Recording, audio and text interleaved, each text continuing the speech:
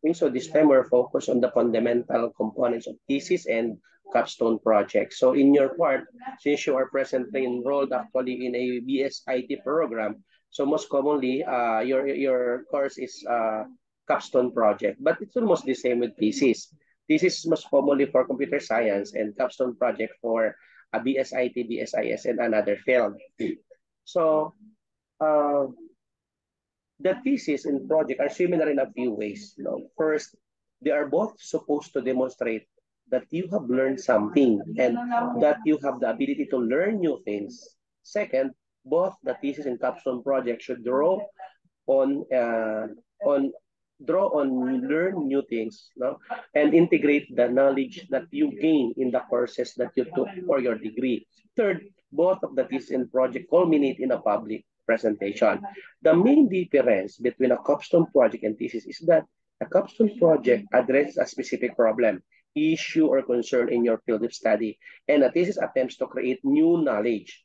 A capstone project focuses on a narrow, specific topic, whereas a thesis addresses a broader, generalized issue. Okay? To give us more details about the topic, let us all welcome our presenter. Go ahead. Good day, everyone. We will discuss the fundamental components of thesis and capstone project. Next slide, please.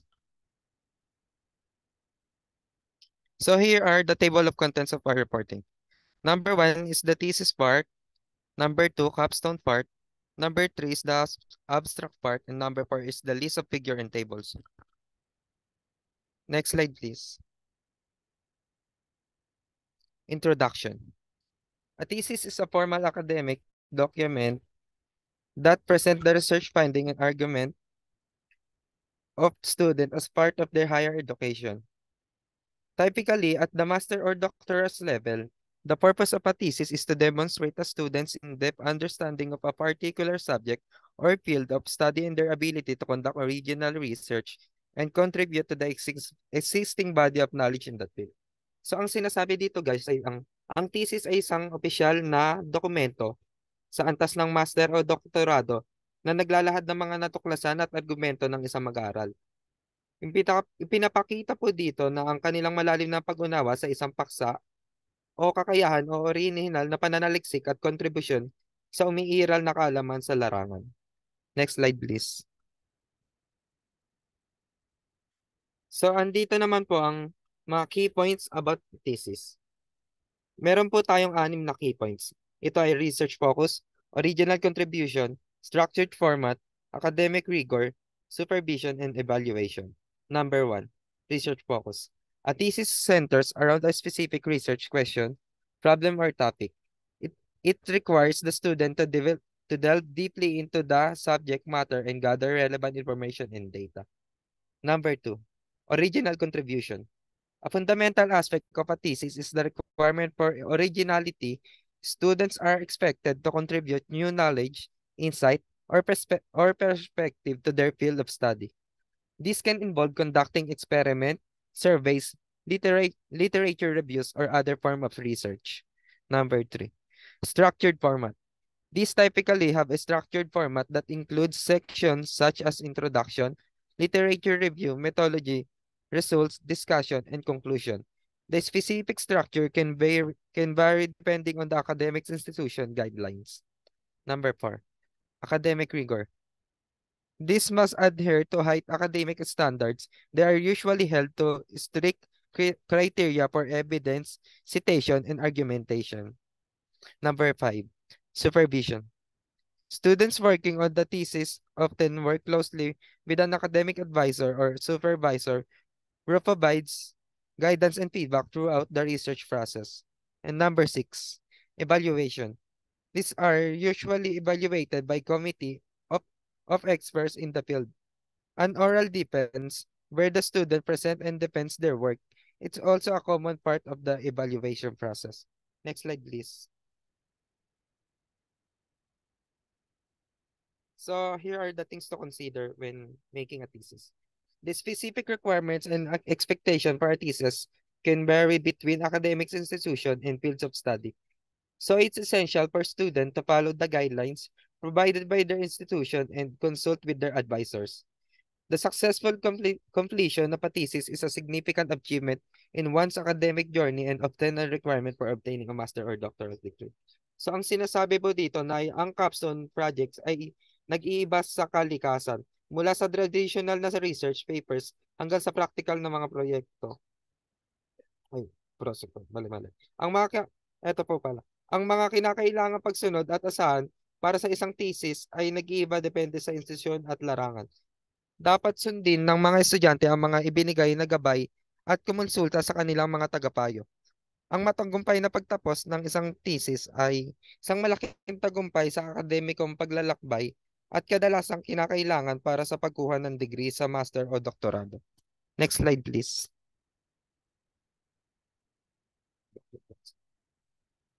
Number 2, capstone. This is the introduction. A capstone project is a multi-phased assignment or accumulating experience that serve as the crowning achievement or final demonstration of a student's learnings and skills in various educational programs. Capstone projects are commonly used in undergraduate and sometimes graduate degree programs, especially in fields such as business, engineering, social sciences, and the liberal arts. Ang capstone daw po ay isang pangwakas at pangkompresibong gawain na nagpapakita ng kasanayan at natutunan ng ilang mag-aaral sa iba't ibang educational programs. Karaniwang ginagamit ito sa pre-undergraduate at kung minsan sa graduate degree programs, lalo na sa mga larangan tulad ng negosyo, inheriya, agham, panlipunan at sining. Next slide please. Ano-ano nga ba ang key points ng capstone? Here are some key points about a capstone. There are 6 minimum key points of a capstone. Number 1, integration of knowledge, real-world relevance, interdisciplinary approach, independent work, presentation, and varied formats. Number 1, integration of knowledge. Capstone projects require students to apply and integrate the knowledge and skills they have acquired throughout their program of study. It often involves drawing from various courses and disciplines to address a complex problem or challenge. Number 2, real-world relevance. Many capstone projects have real-world relevance. Students may work on projects that address practical issues, conduct research, design solutions, or create deliverables that have value beyond the classroom. Number 3, interdisciplinary approach. Custom projects may encourage an interdisciplinary approach, encouraging students to consider how different areas of knowledge intersect and can be applied to solve complex problems. And number 4, independent work. While students often have advisors or mentors, capstone projects typically require a significant degree of independent work, research, and decision-making. Number 5, presentation. Capstone projects often involve a final presentation or defense in which students showcase their works and explain their findings or solution to a panel of evaluators. And the last one, varied formats. Capstone projects can take various forms, including research papers, case studies, business plan, design projects, creative works, community service initiatives, and more, depending on the program and educational institution. Next slide, please. So here are the things to consider on a capstone.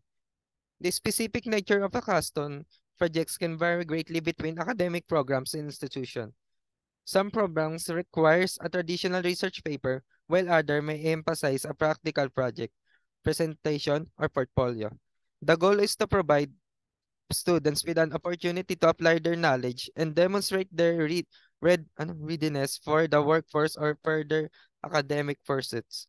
Capstone projects are often a significant part of the learning experience, encouraging critical thinking, problem solving, and the application of theory to practice. Ano nga ba ito?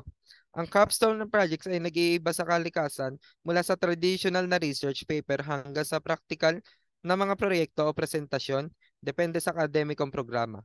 Layunin nito na bigyan ang mga mag-aaral ng pagkakataon na gamitin ang kanilang kaalaman, ipakita ang kanilang kakayahan para sa trabaho o mas mataas na antas ng edukasyon. Ang mga proyektong ito ay isang mahalagang bahagi ng karanasan sa pag-aaral na nagtataguyod ng kritikal na pag-iisip at kasanayan sa pagsolusyon sa mga problema sa pamamagitan ng pag-apply ng teorya sa pratika. Next po. At doon po nagtatapos ang aking part. Next naman po ay si John Russell Espiritu. Magandang umaga po ako sa General Spirito. Ang aking report po ay abstract. So, ang tatalakayin ko muna po ngayon ay ano ba ang abstract? Ang abstract ay isang maikling code ng isang pagsasaliksik o ito yung buong thesis. Ito ay isang original na gawain at hindi isang piniling bahagi lamang. So, ang abstract ay ito ay summary na ng research paper or entire thesis na na sinas na sinasabi dun na ito na yung buong research mo. Kaya yung po yun. So, next, ano ba ang abstract sa thesis? Ang abstract sa thesis ay parang ay ang abstract of a thesis is a concise summary of the entire thesis, providing an overview of the research, its objective methods, key finding, and conclusion. It is usually the first section of a thesis that readers encounter, and it serves as a snapshot of the entire work. Ang abstract ang abstract ng thesis ay isang paramaikli at bold na pagsusuri ng buong thesis. Ito agad na nagsasabi kung ano ang layunin ng pagsasaliksik, paano ito isinagawa at ang mga importanteng natuklasan at anong mga conclusion ng thesis.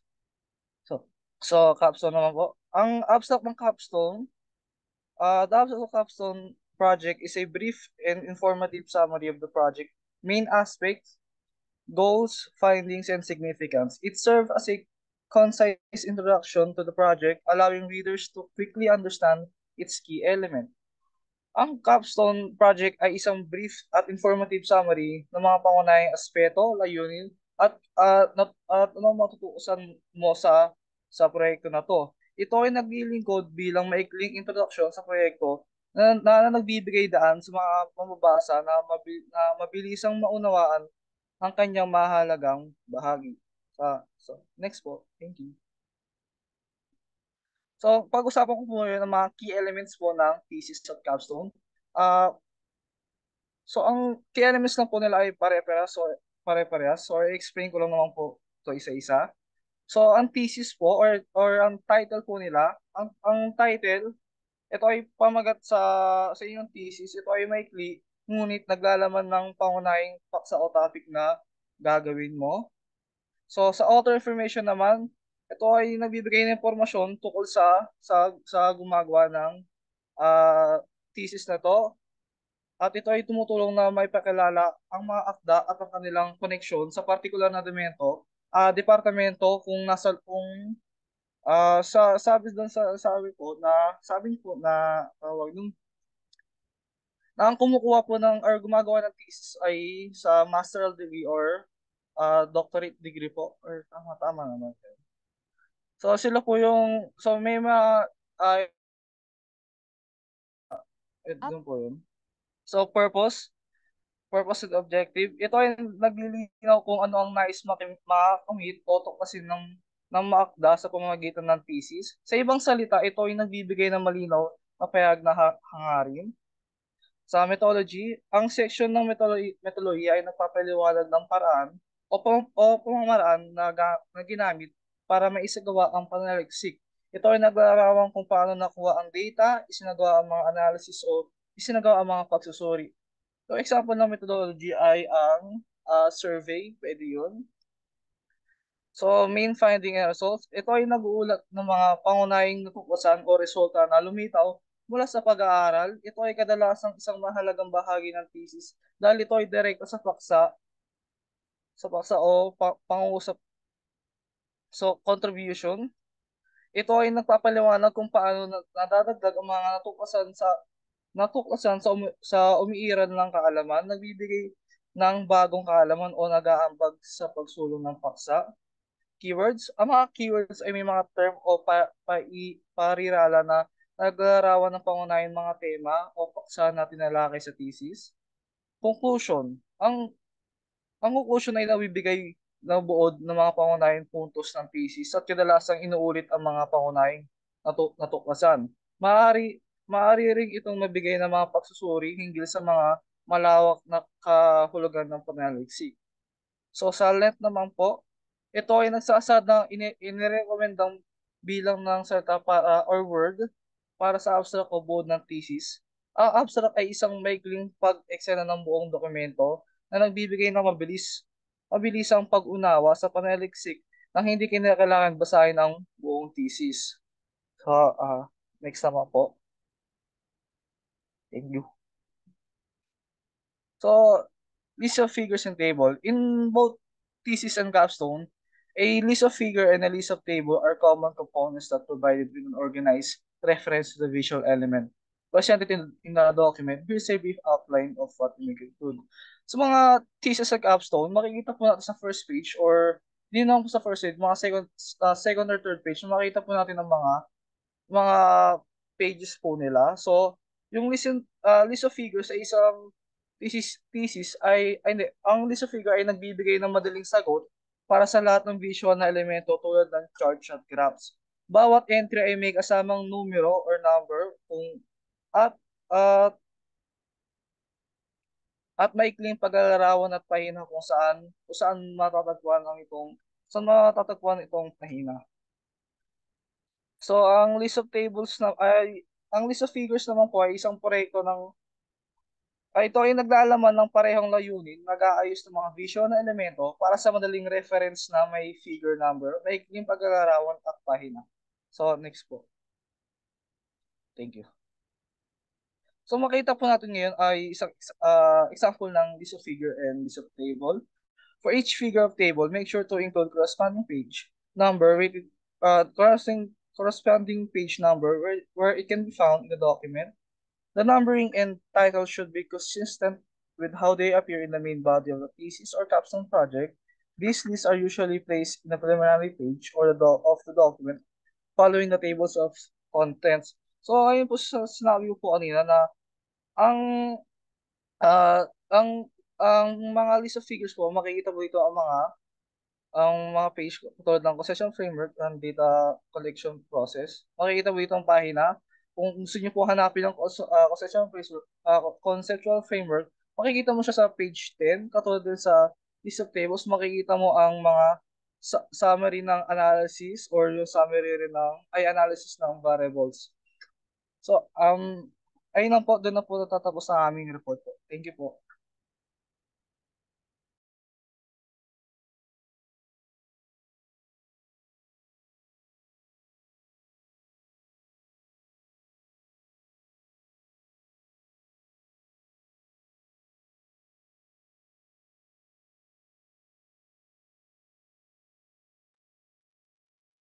So thank you so much, presenter. No? Again, based on your given topic, thesis and capstone project shared similarities as comprehensive research endeavors, yet they differ in their focus, no, scope, and purpose. There are some key distinctions between thesis and capstone project. For purposing goals, no, thesis projects typically aim to contribute new knowledge to the academic community. They often involve original research, testing a hypothesis, or providing a novel perspective on an existing issue. Theses are a fundamental part of graduate programs actually, no, or computer science, showcasing a student ability to engage in scholarly inquiry. On the other hand, capstone projects are generally more applied and practical. They are designated or they are designed, no, to integrate and apply the knowledge gained throughout a program to address real-world problems. No? Capstone projects often have a more direct impact on professional practice and may involve collaboration with external organizations. For research versus application, no? These projects emphasize research, data collections, and analysis.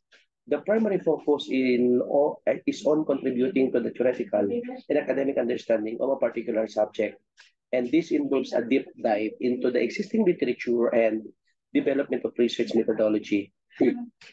In contrast, capstone projects prioritize the application of knowledge to solve practical issues, as what we did in IT.